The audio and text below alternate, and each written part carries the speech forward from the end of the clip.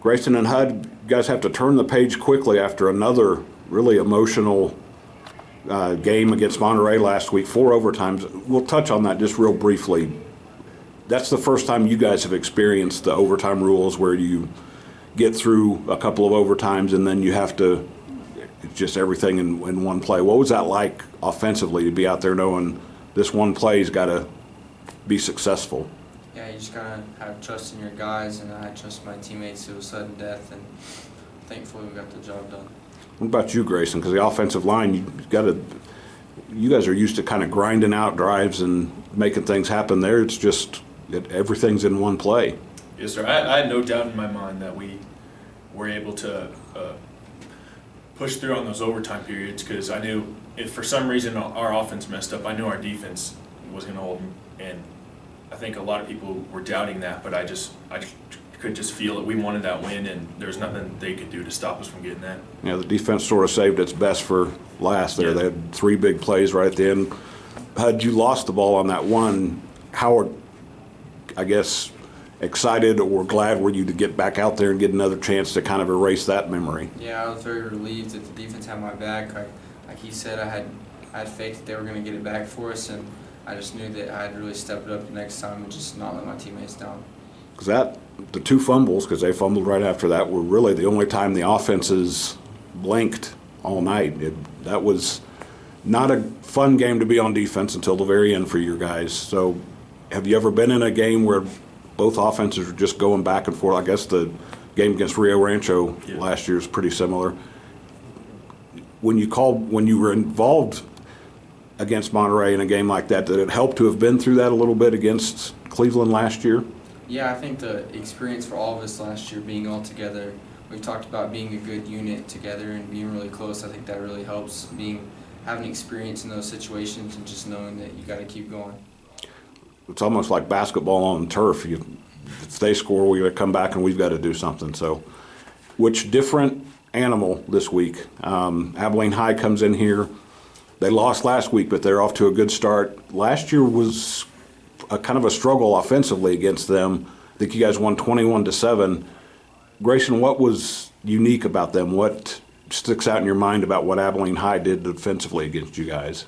One thing I noticed was just how physical they were. A lot of teams, especially Abilene's D-line, they were very physical. A lot of teams will take a few steps off the ball, and then if you beat them to the spot or whatever, they kind of just give up and let you do whatever you need to. But Abilene, they were not just going to lay there for you. You had to hit them, and because if you didn't hit them, they were going to hit you. I remember one counter I pulled and just got the wind knocked out of me against Abilene, and that was like an eye-opener for me. I guess that doesn't happen to you very often. You're big enough where I'm guessing you're usually administering. Yeah, I like to be the hammer, not the nail. There you go.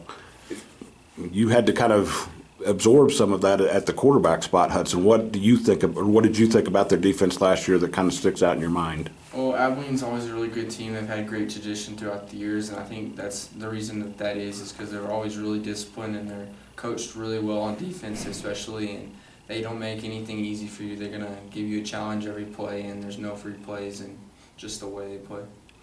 Which I would imagine their coaches are talking about them, about saying very similar things about your offense this season. I just mentioned a coach. You guys have not missed a beat. In fact, we talked before the year about you guys being even a little bit better, and so far that's kind of proven out. Hudson, what is clicking so much more this year, even without Tate Beals out there? You guys have not only reloaded, but you seem to be even a little bit better. Well, I'm thankful to have great teammates around me, and that hasn't changed from last year. I think just being a close group and just knowing we have each other's backs and going through practice and really just keep growing from where we picked up when we left off last year and just trying to do everything we can. And Greyson, they even let you guys be out there for a while instead of those 2 or 3 play drives all the time. You guys got a couple of sustained drives. How much does that build you guys' confidence up front to know we can kind of grind on a team like that? Yeah, it's a lot. It's really nice whenever I love those. You can't go wrong with those 2 or 3 play drives when you're on and off the field. But whenever you do have to get down and grind out on the defense, those feel a lot more rewarding of drives than the other ones, because you just know that you beat the defense pretty much every play. and then you ended up scoring or whatever. And I know as the O-line, we take a lot of pride in that, and just being able to assert our will on the defense. Hudson, what's the step forward for you guys this week against Abilene High? Just put that behind us the last week against Monterey and just focus on 1 week at a time, one play at a time, and make sure we just keep getting better every day. And Greyson, what he just said, 3 weeks in a row against city teams, 2 of them that were very dramatic. How do you, as older guys, kind of make sure that everybody's flipped the page right now and is ready for Abilene? Well, I think, honestly, for the most part, everyone has. I don't think anyone's too caught up on the Monterey win. You know, how we do it here, well, a lot of people do it, but we focus this a lot, is Saturday, Saturday we focus on that whatever game happened on Friday, but on Monday, as soon as it hits Monday, that's past us, and we're on to, like Hud said, it's 1 game a week. We're on to Abilene this week. So everyone's focused on the Eagles this week. We're not too worried about what happened weeks before. You can look back on that when you're got kids and grandkids. Yeah, exactly. That's when we can go back and talk about how we won those weeks, but it's too early for that right now.